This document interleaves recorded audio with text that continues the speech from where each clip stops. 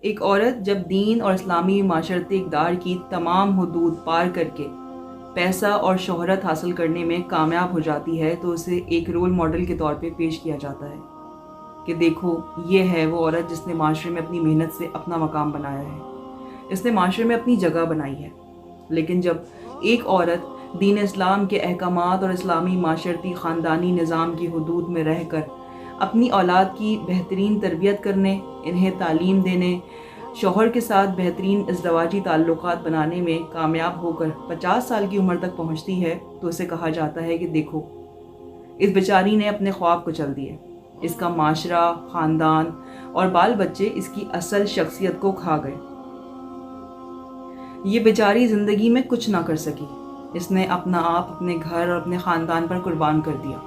دراصل یہی ہے ماڈرنزم اور ماڈرن سائیکالوجی کی ڈیمانڈ کہ جب تک خوشحالی اور کامیابی کا تعلق آزادی اور پیسے سے نہ بن جائے تب تک عورت ہی کیا بلکہ کسی بھی انسان کو کامیاب تصور نہیں کیا جاتا۔ نفس پرستی کی اس دنیا میں کامیاب صرف وہ ہے جس کے پاس بے تحاشا پیسہ اور خواہشات کو اندھا دھن